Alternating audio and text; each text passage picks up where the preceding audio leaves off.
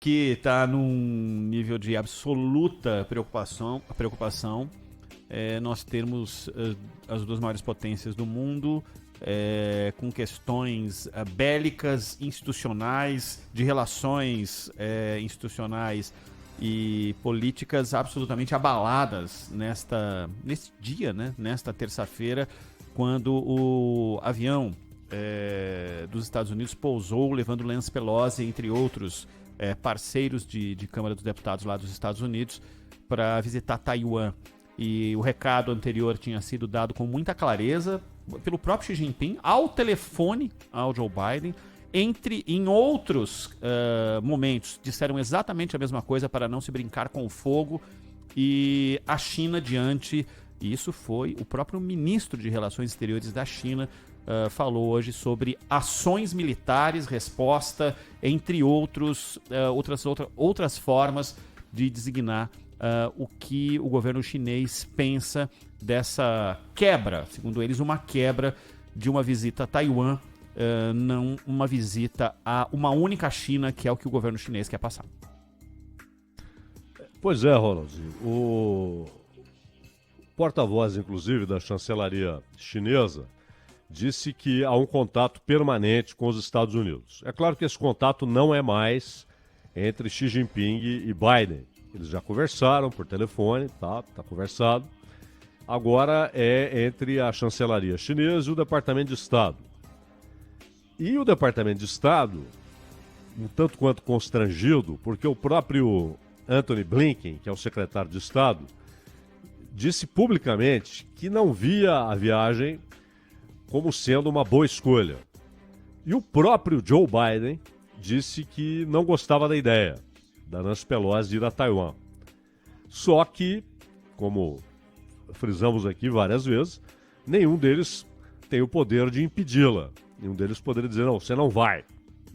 Ela preside a Câmara dos Representantes, eles chamam de porta-voz, né? Uhum. Não dão esse status de presidência da Câmara dos Representantes. É a porta-voz, que é uma cópia de como eles chamam também quem chefia a Câmara Baixa no Reino Unido. É o porta-voz. Então, ela tinha total autonomia. Ninguém poderia detê-la. Interessante que, enquanto a Casa Branca dizia, e obviamente falaram isso para ela particularmente, não vá, não vá, não vá. O Partido Republicano, inclusive o Mike Pompeo, ex-secretário de Estado do governo Trump, diziam, vá, temos de mostrar qual é a posição dos Estados Unidos em relação a Taiwan. E aquele negócio, se o Joe Biden, o último chefe da Câmara dos Representantes, presidente da Câmara dos Representantes, que foi a Taiwan, foi o Gingrich. Há algumas décadas ele foi a Taiwan. É uma ocasião realmente chama atenção, uma coisa rara, não é comum, tanto que foram décadas sem que aquele que preside a Câmara dos Representantes fosse a Taiwan. Se o Biden vai a Taiwan, é um sinal muito forte, porque ele está dizendo, é uma visita de Estado, é o presidente dos Estados Unidos visitando um país independente. Por quê? Estaria implícito o recado. Porque se um chefe de Estado, por exemplo, vem ao Mato Grosso, é normal, é usual, é de bom tom que ele comunique à chancelaria brasileira, que vai comunicar ao presidente, aí o presidente decide se vai convidá-lo para ir até Brasília e tal, porque é território brasileiro, não é? Se o Biden, por exemplo, vai a Taiwan e obviamente não pediria permissão à China, é claro que seria uma viagem de impacto internacional. Muitos países que hoje não reconhecem Taiwan ficariam inclinados a fazê-lo, ainda mais nesse momento em que está cheio de governante agindo como sátrapa de Washington, agindo como um mero representante da Casa Branca, tá?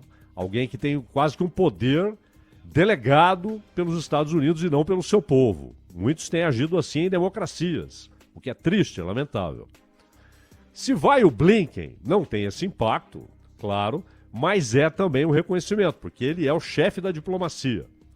E se vai o Lloyd Austin, que chefia o Pentágono, o impacto seria diferente, porém muito grande, porque provavelmente seria uma reunião com militares de Taiwan. Agora, Nancy Pelosi não acrescenta prestígio à causa de Taiwan ao fazer essa viagem. É uma provocação, sim. E é claro que a China faz todo o barulho possível, não porque a China esteja desesperada com a visita da Nancy Pelosi. A Nancy Pelosi não mudará o tamanho do apoio internacional a Taiwan. Não mudará. Não mudará. Não terá esse impacto. Mas dá à China argumentos para acelerar aquilo que os próprios militares de Taiwan consideram inevitável, que é uma invasão. Eles não discutem se, mas quando será a invasão. Agora, é aquele troço, né? Os Estados Unidos contribuíram muito para essa situação, porque lá atrás, né, quando a China socialista e a União Soviética passaram a ter atritos pesados, inclusive tiroteios na fronteira, tiroteios sem maiores consequências, não era uma guerra, mas tiroteios, escaramuças. O Nixon e o Kissinger perceberam isso e atraíram o Mao Tse-tung para a esfera de influência dos Estados Unidos. E houve até o célebre encontro Nixon-Mao Tse-tung. E depois o Mao Tse-tung morreu, a camarilha dos quatro foi em cana, né? Aqueles que idealizaram lá a tétrica revolução cultural que massacrou internamente milhões de chineses, né? Provocou fome, provocou campos de concentração, fuzilamentos. Foi um período terrível. Também foi em cana. Sobe o Hua Kofeng, ele reabilita Deng Xiaoping, o cara que revolucionou a China. A China de hoje foi cultivada por Deng Xiaoping, plantada por Deng Xiaoping. E aí o Jimmy Carter anula de vez o compromisso dos Estados Unidos com Taiwan. Lembrando que os Estados Unidos levaram a substituição no Conselho de Segurança de Taiwan pela China continental, jogando a Taiwan num limbo. É o quê? É um país independente? Não é? É uma questão a ser resolvida depois? Basicamente foi isso que os Estados Unidos disseram. Nós reconhecemos a China continental. Taiwan, tudo bem, apoiamos, mas o seu status jurídico, a sua condição de nação independente, soberana ou não, é um negócio que vamos discutir depois. E o Carter rasgou o acordo que havia sido assinado na década de 50. O Congresso, então, faz uma lei dizendo que os Estados Unidos têm a obrigação de protegerem militarmente Taiwan. E aí, olha que estranho, Ronald.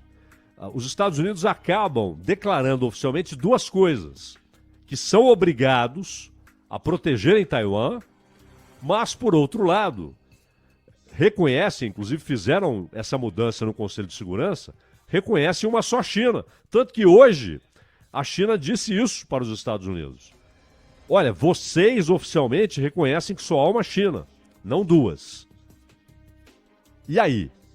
Vocês vão descer do muro? Que posição vocês vão tomar? E não há dúvida que esse episódio alimenta ainda mais os movimentos internos do Xi Jinping e do generalato para organizar e ter apoio interno para uma invasão a Taiwan, que vai acontecer em algum momento.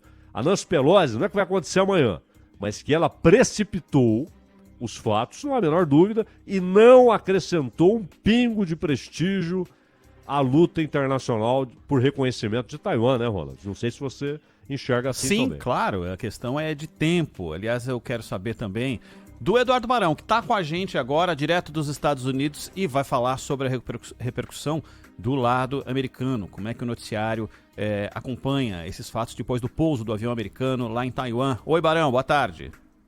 Olá, Ronaldinho, boa tarde para você, para o Zaidan, para todo mundo aí no Brasil. É sempre bom ouvir a aula do mestre Zaidan, né? Costumava ouvir aí no carro, circulando pelas ruas, avenidas de São Paulo, agora acompanhando também diretamente aqui de Nova York, né? E hoje está todo mundo de olho. Primeiro porque ninguém tinha certeza se de fato o avião levando a Nancy Pelosi chegaria até Taiwan, até o aeroporto de Taipei. Ficou todo mundo monitorando naquele site, né, o Flight Radar, caiu do ar o site que monitora os voos e tudo mais, até que finalmente ela chegou, primeira visita de uma representante americana ao território em 25 anos. Chegou a fazer, inclusive, um desvio ali na rota, né, para evitar o mar ao sul da China. Pelosi sempre foi uma crítica do Partido Comunista Chinês, se encontrou com dissidentes pró-democracia, o Dalai Lama, por exemplo, líder espiritual tibetano. Em 91, chegou a fazer um protesto em Pequim para homenagear as vítimas do massacre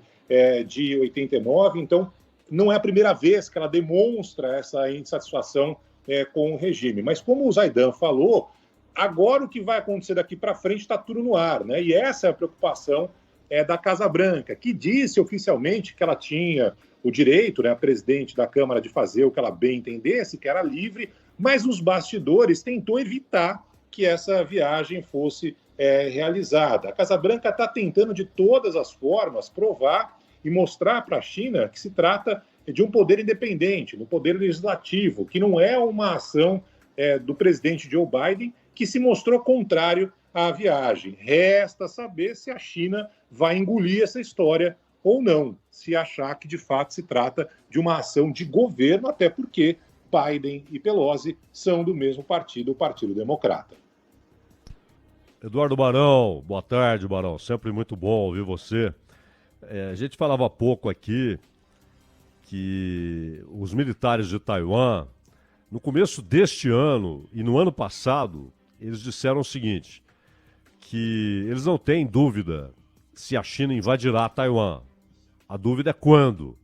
Inclusive, o alto comando militar de Taiwan disse que provavelmente a China faz cálculos para uma invasão em 2025, daqui a 3 anos, porque ela teria perdas menores do que hoje. Uma invasão agora provocaria perdas maiores para a China do que em 2025. Isso foi dito pelos militares de Taiwan.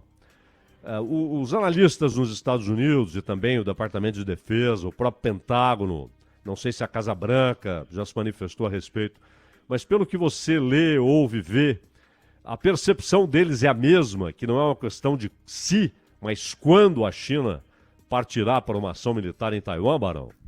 Exatamente a mesma, Zaidan. Assim como a inteligência americana previa que mais dia, menos dia, os russos invadiriam a Ucrânia, eles não têm dúvida nenhuma de que isso vai se repetir também com as forças chinesas em Taiwan. O próprio governo chinês já se manifestou nesse sentido, que poderia usar a força. Eles não acreditam que isso vai acontecer agora, durante a visita da presidente da Câmara, durante a passagem de Nancy Pelosi por lá. Mas estão atentos também. O Departamento de Defesa diz que está de olho para qualquer movimentação que já começou, inclusive com a presença de aviões militares chineses. Pelo menos 30 foram vistos sobrevoando o espaço aéreo de Taiwan. Também movimentação de navios de guerra no mar da região. Então, Zaidan, a impressão é essa, que a China vai sim agir militarmente, que essa situação é inevitável, é saber quando, de fato, esta ação vai ocorrer. O dólar sobe 1,89 agora, o euro sobe 1,07 e a Bovespa também sobe 0,9% com os acontecimentos. Isso é reflexo aqui no Brasil. Barão, um grande abraço, obrigado pela companhia, amigo. A gente se fala ao longo da programação, tá bom?